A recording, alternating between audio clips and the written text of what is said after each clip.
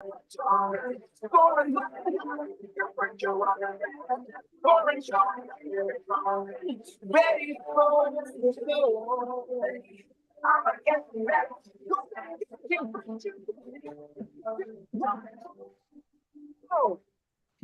morning here on the West Coast. This is John Chen with the Engaging Virtual Meetings podcast.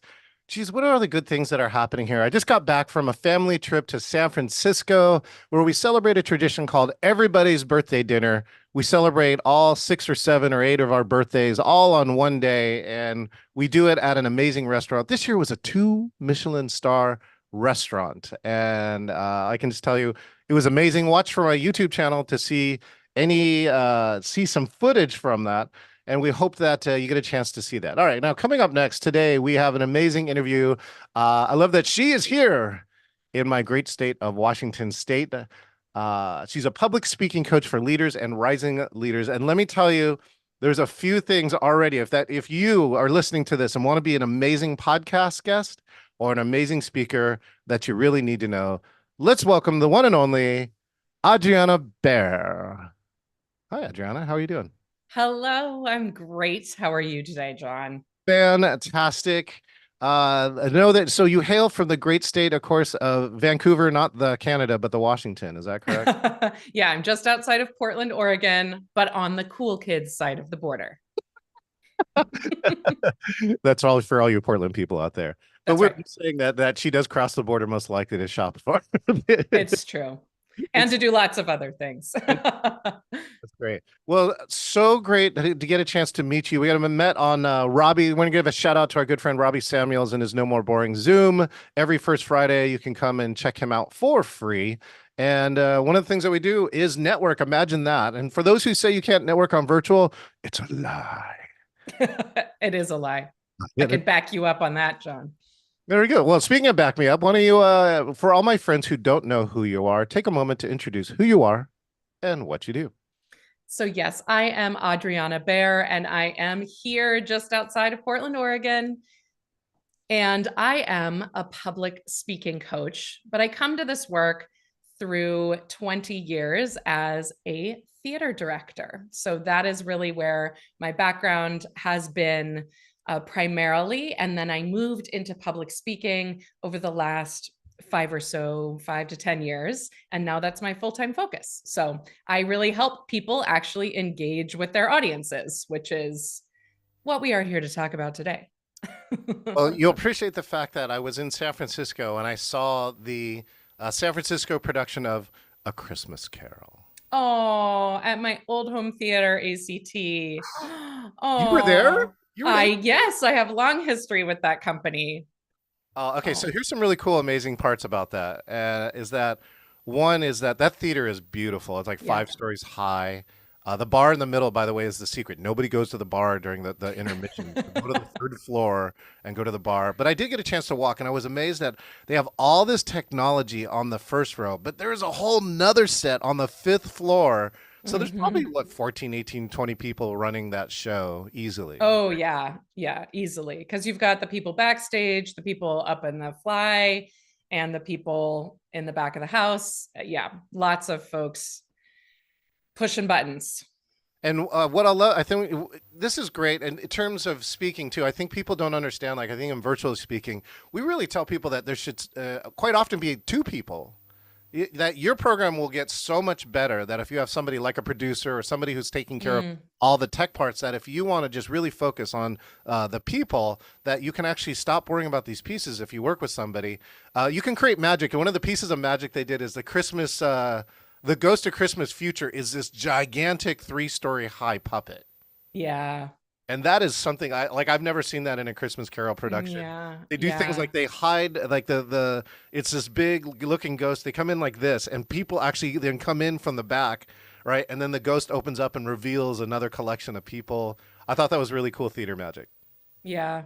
I mean, that's kind of the funny thing between what we're talking about today in terms of virtual meetings and what you can do live and on stage. And of course, it's an interesting thing to think about how to translate some of that revelatory magic and that feeling that you're in the same place as all these other people into two dimensions. And I think obviously you do that so beautifully, but it's really hard to figure out, especially on your own, if you don't have, like you said, if you don't have somebody working with you. Yeah, you have to do a lot of tricks and a lot of prep if you want to do it on your own. And then you got to Yeah. practice. It's like, again, Yeah. I just don't think the majority of the world can multitask to that level. Like somebody just gave me that quote, and she was going back and professing that multitasking is a lie. You think you can multitask, but you're just doing one thing well and very quickly, maybe if you're lucky. Yeah. Or one thing badly very quickly. Lots of things mediocrely very quickly. Yes. Okay, well, I want to give people some immediate value here too. So you also one of your pieces of your program is say how to be a great podcast guest. So Yeah. now what she has done, so I'm just going to share one of the things at least that I saw. She has a specific link on our website about being a guest. And then that link has everything that you need, such as a bio and a link. That's something that I asked for every single one of my guests. All I had to do was cut and paste. I didn't actually have to ask her. It was all set. So I thought that was a great piece. There were some other pieces there too, like giveaways or other things that you have on there. So you made it really, really easy to be a podcast guest. Tell me some of the other things that you tell other people to be a great podcast guest. By the way, so because I'm gonna emulate this and give you credit for it. By the way, because I don't do it yet, even though I'm a guest on a lot of shows. I haven't made a page like this.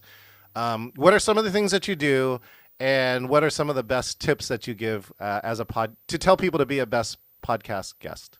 Yes, I love it. So I also I have an online course called How to Be a Successful Podcast Guest where I break this all down, and that you can find on my website. But I'll give you the goods here too. If you want to go deeper, you can check that out. But primarily, I think there's a couple of key things here. Number one, what I think most people forget about is that we are more than just this part of our body. And for those of you listening, I'm pointing to my head. We also have an entire body, which is connected to that head, and it involves our breath and our vocal support. So, in order to be, I think, to start thinking, and this goes to not only just how to be a good podcast guest, but also how to be engaging on virtual meetings in general, is figuring out how to warm up your breath, your body, and your voice before you go onto the microphone. Because when we forget to do these things, we can have either laid back voice or lazy voice, or my least favorite, actually, and I'll do this sometimes myself when I'm not careful, is NPR voice, where you're like, hello and welcome. This is me on my recording. And suddenly everybody's like, oh, are you a real person? Or like, what? Are you Terry Gross? What's going on here? So, so I think that, one of the things is, yes, preparing in advance, things like your bio, your headshot, all that stuff to make things really easy for you and your hosts. But then also figuring out how to engage your whole self in the process of showing up. So that can be external stuff like learning how to use a microphone properly, making sure you have a headset on, looking at your background to make sure you're lit well so that people can see you. We have this interesting psychological thing, and maybe you've talked about this before, John, but if we are supposed to be able to see somebody, so if we're doing something live or visual, and we can't see their face well, it is harder to understand them. Now, interestingly, when we're listening to a podcast, we're not seeing people's faces, right? But our visual cortex, part of our brain, is actually turned off. So it's not expecting that, it's not looking for that. But when we think we need to see somebody's face in order to understand their language, and they're backlit or they're at a weird angle and we can't see them, it's actually harder to understand them. And so there's a lot of these external things that you want to get skills around, but then you want to think about, how are you showing up? So there's breathing exercises, there's tongue twisters. I was doing some before I signed on just for you today, John, to make sure that I was awake. It's 9 a.m. I've had 19 cups of coffee, but still, you need to warm up. You are a Washingtonian. I like that. I really, yes. And then, I think one of the things that I have on that web page, and if you're curious to take a model, you're welcome to steal it. It's just adrianabaer.com/guest. Oh, look at that. If you're watching, John has it pulled up. So one of the things that I have there too is, besides my links and other places I've been featured, are some sample questions and a little. This was gold. I was like, Oh, this is like a good. duh, right? This is really cool. Awesome. Here, And watch, then watch. I've got a little video there that just actually looks just like me right now. I'm wearing the same shirt. So you can kind of see what I'm like, a little bit about my personality. And then I have a link there that just goes to a Google Doc. So it's easy to update, that has all my bio, how to pronounce my name. My name is sometimes hard to pronounce. So I actually have a little audio file there that you can listen Wait, to. wait, no, I did miss this. So now I want to play this if you don't mind. Let's Okay, see yeah, play it. what the survey says. Adriana Baer. Wow. Very Yeah. cool, right? So I think for anybody, I mean, I recommend anybody doing this, but especially if you have a name that's frequently mispronounced, it just helps, because sometimes you get a couple minutes into the podcast before you have an opportunity to say your own name. And if the Right. host has mispronounced your name, So it just feels awkward, even if you choose not to correct them. Either way, you're kind of in trouble. Either you've not corrected them, so you feel weird, or you do correct them and then they feel weird. So you've got to do all this stuff in advance to make sure that when you show up, you can just be you and speak clearly and show up as yourself. now let me add that tip, which is right. The names is something in many of my programs that's in the top 10 list. And so as if you want to be a great podcast host while you're off air, while you're in the green room, while you're not on air, ask. Yes. And say it like saying, here's how I'm gonna guess, but I want to hear you. Can I check if this is the right pronunciation? So I think And then those say it out loud a few times, right? Because our yeah, brains need to connect to our mouths. Even right. if we hear it, sometimes we have to practice it out loud. Okay, so here, watch. I'm gonna take one of your sample questions here. So this is a Oh, really great idea. oh, great. Oh, here we go. I better be ready. You gave me the question. I know. Here we go. I'm What's ready. the number one most important question someone should ask when they're planning to speak in front of other people? Who am I talking to? Oh, that's right. And she asked. I did. Yes, yes. And so why is that question so important to you? Yeah. So this question is not only important when I am speaking myself or coaching public speaking, but it's also comes from the theater, because the number one question that actors have to ask themselves, especially if they're doing a monologue, is who am I speaking to? Who is my audience for this message? And so a little bit of backstory, I used to coach full time. Well, when I wasn't directing, my income was coaching actors for auditions. Hmm. And in an audition, what an actor typically has to do is they have to say a monologue as if there was another character in the room, Right. right? Yeah. So there's not another actor there. They have to pretend they're there. And it took me a while to really figure out what was going on here. But over and over again, my actors who were great actors would start doing terrible monologues, like really bad. And I was like, what is happening? And what I realized is the consistent factor every single time was, I would say, who are you talking to? And they would say, I don't, oh, whoops, forgot to answer that question. Wow. And as soon as they clarified that, the answer to that question, their work got 1,000 times better. Why? Because their language got clearer, their intention got clearer, and they were pushing their energy away from themselves out to the people that they're talking to. So today, my audience right now is you, John, and then all of the people that I am imagining are listening and watching live and listening to the podcast later. But it's very important that the way that I would speak to you right now Yeah. is very different from the way I might speak to a board of directors that I was approaching with, fiscal quarter four's budget review, right? Right. the way that I'm talking to you is going to be very different from the way that I'm talking to, as I often do, a room full of college students who are just about to embark on their career versus the people I tend to coach, which are at a certain level of their career already. So your message might actually be the same every single time, but the audience that you're speaking to is going to dictate the how you're communicating that message and even some of the language that you use. Because I might use cool kids language when I'm talking to a bunch of college students, or what I think is cool, which might be a little outdated. But I'm not going to use that same language when I'm talking to a VC Sure. panel to get Sure. some investment, right? So you've got to figure out who you're speaking to, or your message is going to be muddy and generalized, and Here's the then it equals boring. Here's the best part. I want to let you know we know one person you're speaking to. It's Teresa Savadogo, who is in Mexico. Do you know Teresa? No, but hello. Teresa's an NSA member who also but lives part time or sometimes used to live in Washington State and is currently in Mexico.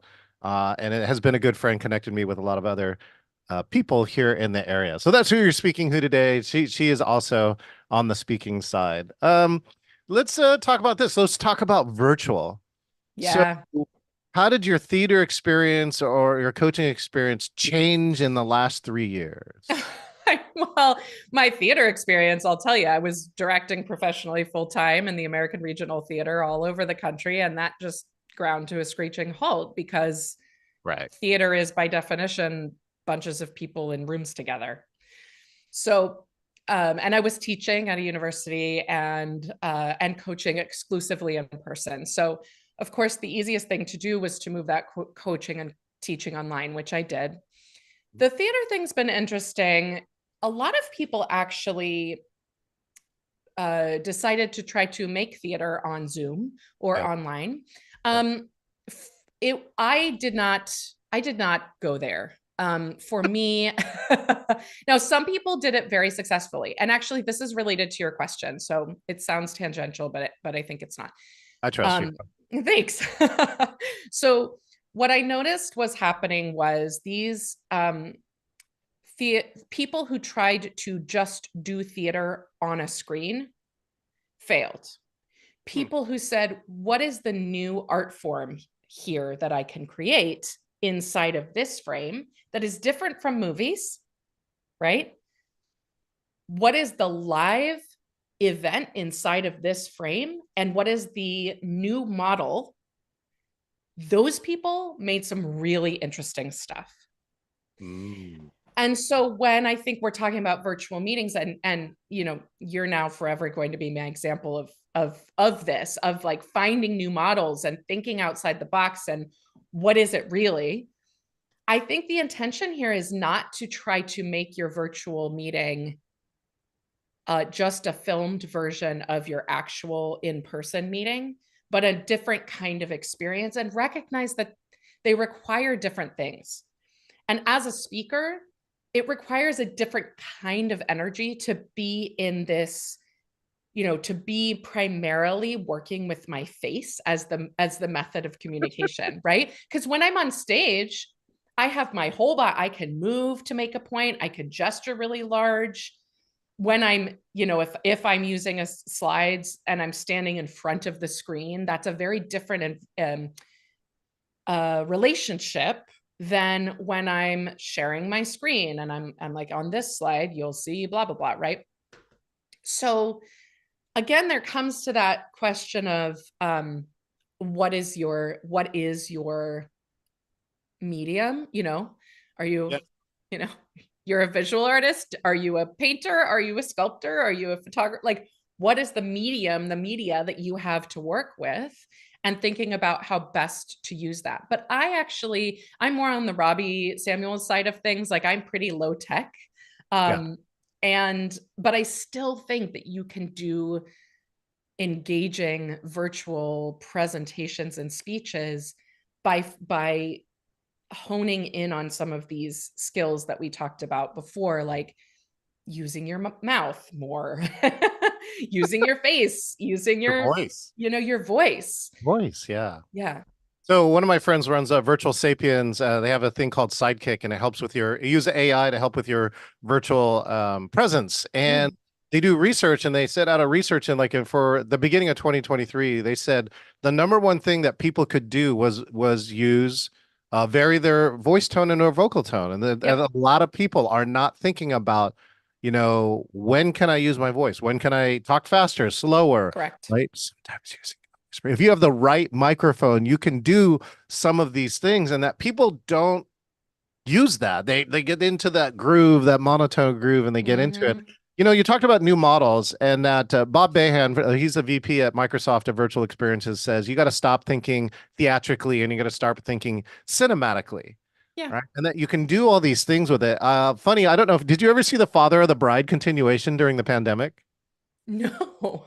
So, Father of the Bride, the original cast got together during the pandemic and made an episode that was like a continuation of Father of the Bride 1, 2, and 3. It was Oh like my a gosh. four, right? And they shot it on purposely on Zoom, right? For that. And I think that was kind of successful in that way. And they did it, I think, as a fundraiser for the out of work actors was one of the reasons, Oh yeah. you know. That's nice. And so right now I'm actually trying out this new idea because I ran through one part, which is like I ran all the tech. I have so much tech over here, and I'm the first person to use tech for the to get some engagement. And then I got blown away by Elizabeth Gilbert, who gave one of the best keynotes, and she used no tech Nothing. at all, She uses nothing. nothing. Yeah. Right? It's just storytelling, authenticity, That's right. vulnerability for those who want the shortcut to the three. See, there's eight, by the way, that we identified. But now I'm driving down a new lane, and the new lane looks like this, which you saw at Robbie's piece, which is what can you do if you take the best of both worlds in engagement? Yeah. And so now you can do things like this. So cinematically, you can be anywhere in the world. So like in this case, right, for those who can't see, I'm at a desk and I have Adriana's website up here on a screen, and it's like it looks like I'm in like some great theater, and I'm not. But visually, you can do that. And then adding the second parts, which you also saw during Robbie's part, is that we use the best engagement techniques, which is like Hmm. let the audience talk half of the time. Yes. And I think through the combination of those things is what I'm experimenting into 2024 for the next level of engagement. What do you see as the next level, or what has to happen for you for a virtual meeting to really be engaging for you?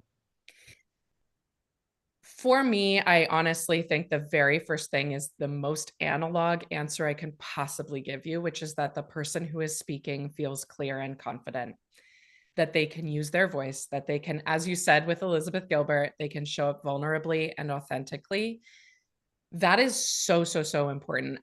Nothing is more distracting to me than somebody who is super nervous Yeah. or, yeah, just talking at you instead of really feeling grounded and connected and confident. And I am somebody who, interestingly enough, maybe this is because I'm a director and I tend to be the person who's watching and critiquing as opposed to the person who's doing. But man, if I'm in person, I am not that person who's sitting in the front row hoping you'll drag me up on stage. I don't want to engage with you. You're And director, you're same, behind the scenes. You rather yeah, I'm behind the scenes. So I generally sit in the way back and I'm like, but I'm very present when I'm there. I'm not checked out at all. I'm just wanting to have time and space to observe and process. So I am the kind of person I'm happy to listen to an engaging person talk. That's why I listen to podcasts and have my own. And the, Mm. storytelling is ancient. It's ancient. We didn't need a million things thousands of years ago to be engaged with the story. What we needed was a good storyteller. So I do feel like the very first thing we've got to focus on is that stuff. And I think that once you have that foundation, then adding everything that you're talking about, John, really seals the deal. But I think it's really it's a trap right now that there's so many extra AI tools and all this stuff that if you're not an expert in that, if that's not your comfort zone, Right. you might have 2 hours to prepare for something and you spend 1 hour and 58 minutes trying to do this cool tech thing and 2 minutes thinking about who you are and where you are in space. And I would almost rather go back to like, let's get real here, people. Well, Like and I tell speakers all the time, or like, and about engaging programs, that authenticity trumps perfection almost every single day of the week. You 100%. you can Always. make tons of mistakes, right? But if you can really portray that this is you, Yeah. right? You know, those mistakes I'll forgive. In fact, they might become part of the bit. They might Yeah. become part of that person's character if they do it in a really, again, authentic way. So here's the hack that everybody is always shocked that I say. Ooh. I do not think you should try to memorize a script. Oh yeah. Oh, You know this, right? But I think so many people who are doing speeches, presentations, and virtual events think that what they should do is memorize a script or read from their script. It's deadly. it is. And I think the memorizing thing is even more important. This is going to sound crazy given my background. I think not memorizing is even more important when you're in person Yeah. because you've got to be able to listen and respond to the people who are actually there. And too often we get so stuck in our script that if one thing, like if catering drops a tray of coffee cups in the back of the room and you're suddenly like, oh, I don't know where I am, it's really hard to get back on track. Or if somebody laughs or doesn't laugh where you think they're going to, you get thrown off. Instead, if you have key points and you're able to say, okay, here's my point. I know I need to get to point B, point C, and point D, but within that is flexibility. So I always say that within structure, there is freedom. And I think that's really important, both for podcast guest experiences, even as a host, and for any kind of virtual meeting. What I've told people and what's worked for me personally is that the writing out of a script and a speech is really useful. There's can be use, especially if that's you're that kind of For personality, sure. right? And then rehearsing that. And then there's kind of like this part, what I tell people is then like crumple it up, throw it away before you get on stage. Yes. If you need a crib sheet, then right. If you need a crib sheet, write out your, 3 or 4 bullet points or Yeah. whatever. But the practice I find helps you clarify, like, so you're not wandering on stage, right? Right. And that it gives you a fallback. And the best part about throwing it away then makes you deliver it from your heart and not your head. And that is so, I think Mm. that part is so important. You Yeah. really know the difference when someone is like, I'm teleprompting now and I'm going to tell you how important this is to my life. You're going to feel me, right? Versus somebody who says, do this, right? Throw that script away. Yeah. Deliver it from your heart. If you really want to, I mean, and I think that's what we want from a lot of our speakers is to move us, to Yeah. emotionally involve us, even if it's a roller coaster, right? It's a tough story, right? It can be hard. In fact, that's actually a good thing because a lot of those things naturally draw people in going, I want to know what happened next. So there's a study, and maybe you've heard this study from Dr. Paul Zaks, who studied how we respond to stories with a dramatic arc.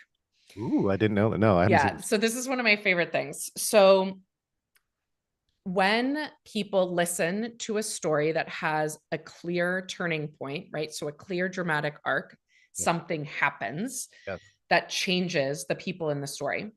They have an oxytocin response. And oxytocin is the connection chemical, right? Right. So what happens is the audience feels an empathetic connection with the storyteller.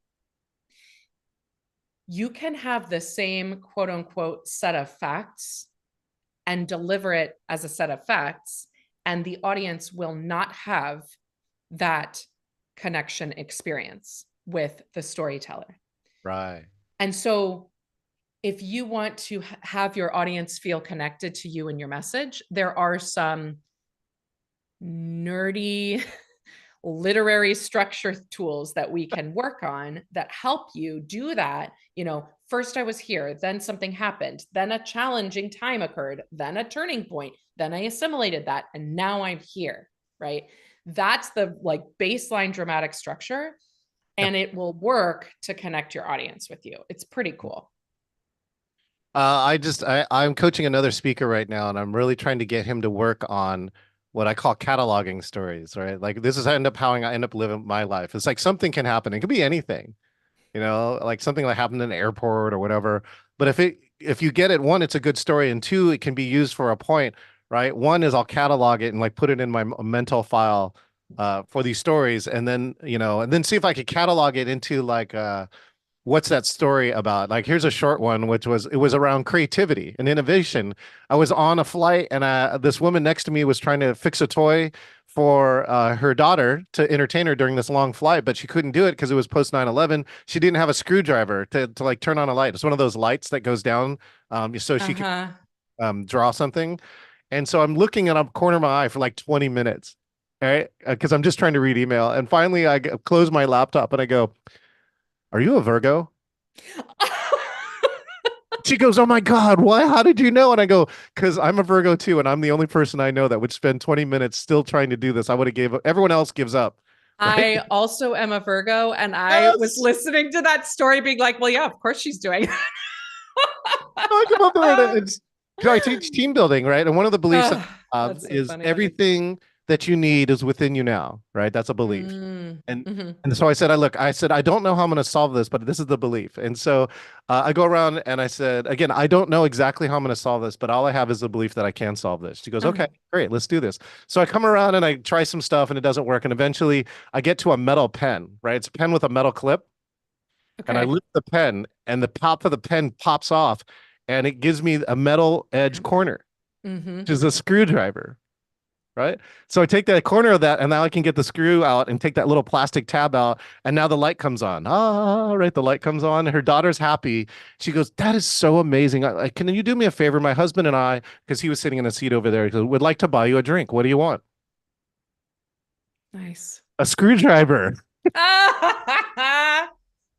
So see what I'm trying to tell people in that story, right? Is look for the things that happen with that this is what Elizabeth Gilbert said. She's turned like her stories are like finely turned stones that because she's Mm, told the story 10,000 times, yeah. sometimes she doesn't need people she doesn't need to see people because she knows they're laughing. Like she can envision them laughing at the right point, but Mm, only because she's turned the stone 10,000 times and right. screwdriver. I like that, like a punchline I screwdriver, love that you had a punchline. That's so universally funny. funny. It is. It is. That's awesome. Oh I'm my so God. glad you fixed her thing.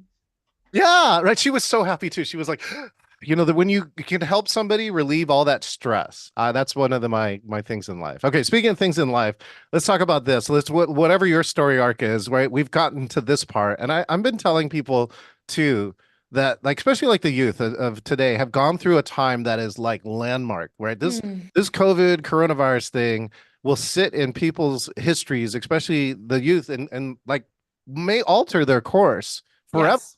It's altered Yes. all of ours forever. And so my question to you is this is what do you see in the future or better yet, you're a director, right? This might fit you better. What's your wish like 5 or 10 years into the future regarding virtual and hybrid and whatever? Yeah. Well, I'm going to do a brave thing because your title of your podcast is literally engaging virtual meetings. But I will say that my heart can't wait to be back in rooms with people comfortably and joyfully frequently again. So my personal wish is to have those spaces feel free again. Because I think even now when we're in those spaces, there's still trepidation, right? We're still um, a little bit nervous, a little bit uncomfortable, trying to understand how these things all go together. That's a good point. Because like that's an underlying like we do a lot of DEI work and right we're trying to tell people that's sometimes when you're a person of color this is this underlining low tone that's going around. Mm, Now everybody's feeling it because this is great because you're articulating something that I've probably been feeling, but I haven't mm, really articulated. So thank you for that. yeah, thank you. So, but I do think I think that is time, right? We still need some more time. But one of the things I think that we have really learned in this time, from a DEI perspective, is that we can create opportunities for people that suit those people and what they need. Mm, Um, and we have a lot more tools now. to do that.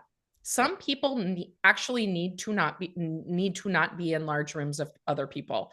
Some people need to be able to read text or hear things in a different tempo. We're thinking a lot more about accessibility on websites. And I think all of that is really important work. And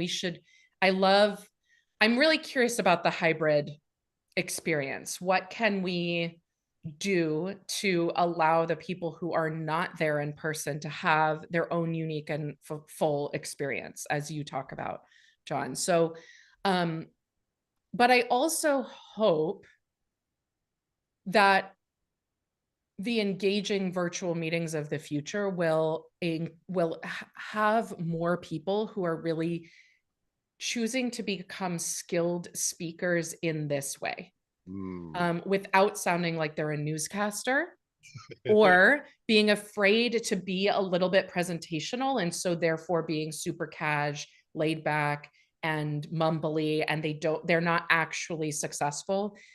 So there's a really fine line there, but I think it's an incredibly important and valuable skill to learn. Beautiful. If someone like Teresa or my good friend C.A. Hurst, who are listening here today, only you could remember one thing from your program today, what would be that one thing? Ground your feet. Remember that you have a body. And then take up as much energetic or real space as you can. Beautiful.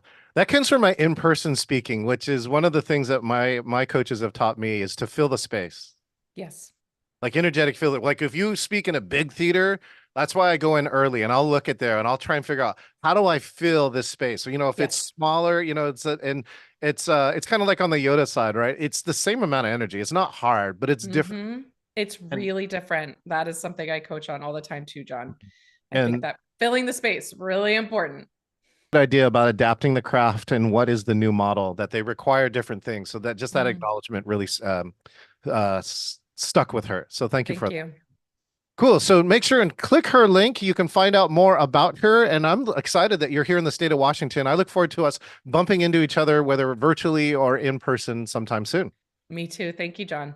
Great. Thank you so much. All right. We're in the Engaging Virtual Meetings podcast with the one and only Adriana Baer. You got to go follow this website. And if you do nothing, right, follow one of the tips on the page. If you want to be a podcast guest, right, create a page on your website and just make it really easy for people. That was like a duh. And I'm going to tell you right now, I'm not doing it, but hopefully by my next podcast, I am doing it. And the other thing I'm going to do too, based on what she said, is that I'm going to update my part and I'm going to tell people who is the audience.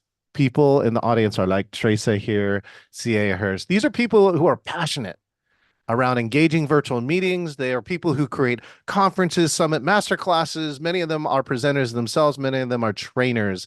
And we're all looking like, how can we make this more engaging? Speaking of making it more engaging, make sure and subscribe, share, like, and comment. If you are watching on any of the social media parts, you can actually subscribe to this podcast right here at engagingvirtualmeetings.online. There are over 13 locations where you can subscribe to this podcast. Did you know the number one location for the podcast is still Apple Podcast, followed closely by Spotify? Speaking of which, if you want to see the latest in hybrid engagement, the Engaging Conference, this will be my 5th year, and this year is the year that I'm going hybrid, and we are going to innovate and find 6 to 7 of the top engaging hybrid speakers. You can register, you can grab a free ticket or become one of our VRPs, or for the first time ever, you can meet with us in person here in Seattle, Washington. So make sure and check that out as the details come along October 1st through the 3rd, right here in Seattle, Washington. And if you want to be like the Adriana Baer and be our next guest, all you got to go here is go to this link, engagingvirtualmeetings.com/meet, select interview, and you could be the next guest here on the Engaging Virtual Meetings podcast. Thank you so much. Happy holidays and Happy New Year. Can't wait to see what 2024 brings us. Until then, we'll see you next time. So we start people and keep people, show me a God heart. Now we're playing